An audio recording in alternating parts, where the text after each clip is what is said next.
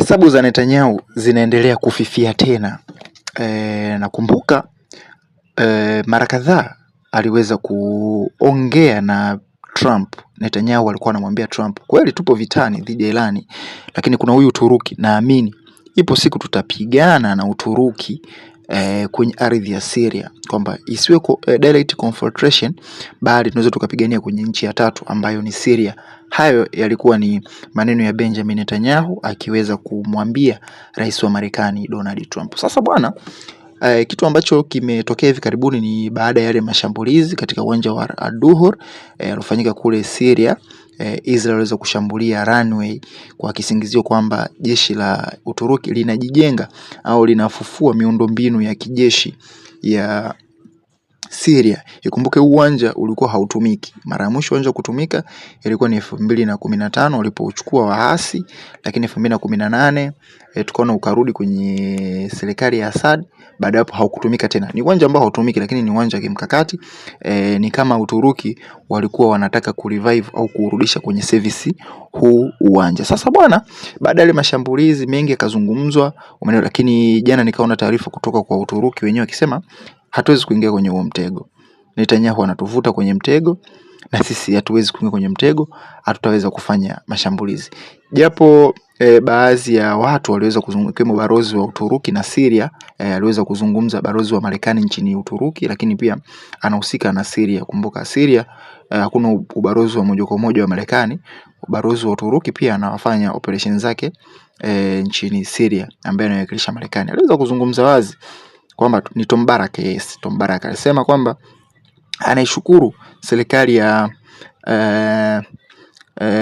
Recep Tayyip Erdogan, rais wa Uturuki, kwamba aliweza kuwa na busara, hawakuweza kuua na mzozo wa moja kwa moja. Unajua yale zile ndege zilivyokuwa zinaruka kutoka Tel Aviv au kutoka Israel kuelekea maeneo ya Al-Duhur kule, tuliweza kwanza ni karibu na mpaka wa Uturuki, ni karibu na Uturuki kule, ni mbali kidogo ndani mwa Syria kule, mbali kabisa kule, ni karibu na Uturuki. Kwa hiyo zile ndege zilivyokuwa zinapaa kutoka Israel, Uturuki kupitia rada zao waliweza kuona hizi ndege na wakawa wanashangaa, hizi ndege zinaenda wapi? Umeona, wakawa wanajiuliza kwamba hizi ndege zinaenda wapi? Viongozi wa kijeshi wakasema no, lazima tuweze kujiandaa, lolote linaweza likatokea. Hizi ndege zinaweza zikavuka anga ya Syria ikaja hadi kwetu huko, lazima tujiandae.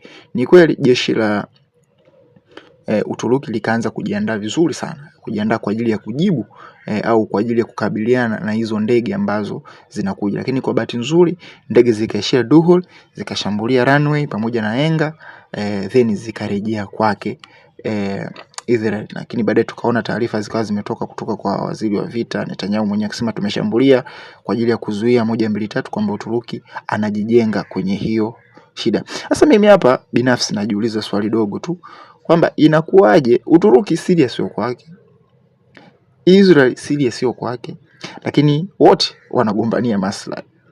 Umeelewa? Yaani wote wanagombania Syria. Syria mwenyewe amekaa kwenye engo ipi? Japo tumeona waziri wake wa mambo ya nje aliweza kutoa Kurani ile shambulizi la Israel, lakini inaonekana ni kwamba hawajakanusha madai ambayo Israel wameyaweka kwamba Uturuki anajijenga ndani ya Syria. Mpaka sasa hivi mimi sijawahi kuona hayo madai yakikanushwa na Syria wenyewe, lakini nimeona Uturuki mara kadhaa wakiweza kukwamisha hizo taarifa. Yes, hizo taarifa wanasema kwamba wanazikanusha, kwamba sio kweli, lakini kwa Syria wenyewe hawajatoka hadharani kusema hilo jambo sio kweli, lakini wamesema mashambulizi hayo ni kitendo cha ambacho ni reckless, kinaashiria kutoa utulivu wa kikanda. Sasa kwa nini hizi nchi mbili zinagombania nchi moja na jamii imetulia kimya? Kwa nini wasiwaambie bwana, wewe Uturuki kama kweli unajijenga huko, kaa kwako, iache Syria ifanye mambo yake, lakini wewe Israel, kwa nini usikae kwako? Umechukua Golan, basi inatosha. Inatosha. Lakini Israel hataki mipaka. Naona hoja kubwa ni kwamba hawamtaki Uturuki kwenye mipaka ya Israel. kwa maana Uturuki ikiwa na influence ndani ya Syria, ni kwa maana anaisogelea moja kwa moja Israel. Na unajua kwamba hivi karibuni tumeona sera za Uturuki mara kadhaa, kuanzia kwa vita vya Gaza. Uturuki alikuwa anazungumza wazi kwamba mnayoyafanya Israel sio haki na sio halisi. Na Netanyahu, na miongoni mwa mambo ambayo yalitokea, Uturuki walishai kumfungulia kesi Netanyahu kwenye mahakama za Uturuki. Yani leo hii katokea kwamba Netanyahu akaingia Uturuki, akikamatwa, basi adhabu yake ni kunyongwa, atauliwa. Mahakama ya Uturuki ilishai kupitisha hilo azimio kwamba Netanyahu akionekana ndani ya Uturuki, na mahakama ishapitisha kwamba adhabu yake ni kifo. Lakini pia tumeona vifungo virefu ambavyo vipo baina ya mawaziri ambao walihusika na hiyo kitu. Sasa Israel hataki, anajua ni adui wa kwangu. Licha haya maneno, japo sometimes wanasema watu hawana uhalisia, lakini maneno kama hayo yakishatoka kwenye public, basi unaona namna gani huyu mtu hakutaki mema. Ni tofauti na nchi nyingine ambazo wanasema tunaunga mkono Israel, tunaunga mkono, lakini Uturuki wazi wazi anazungumza kwamba hasa kiongozi wa sasa hivi Netanyahu ni mhalifu wa kivita. Umeona? Kwa hiyo hesabu za Netanyahu zinaenda kupungua. Ni kama Uturuki ameweza kushtukia dili, anaamini kwamba huu ni mtego ambao Netanyahu ameuweka na sisi hatuwezi kuingia.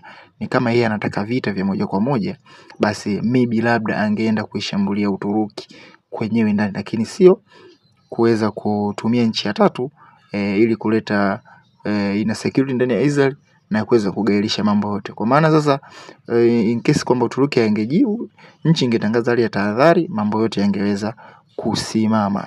Kwa hiyo binafsi naamini one day, kabla Erdogan hajastaafu, hajaacha urais wake nchini Uturuki, binafsi naamini kuna vita vitapiganwa kati ya Uturuki na Israel. Erdogan licha ya kuwa serikali yake ni NATO, licha ya kuwa serikali yake imeegemea upande wa magharibi sana, lakini mimi binafsi naamini akili yake atakuwa tu amekuwa blackmailed kwamba hawezi kufanya, lakini moyo wake unaona kwamba anavyoumia, kwamba mnachokifanya Israel kwa washirika wetu, majirani zetu, sio sawa bwana. Hizo ndo taarifa za Netanyahu na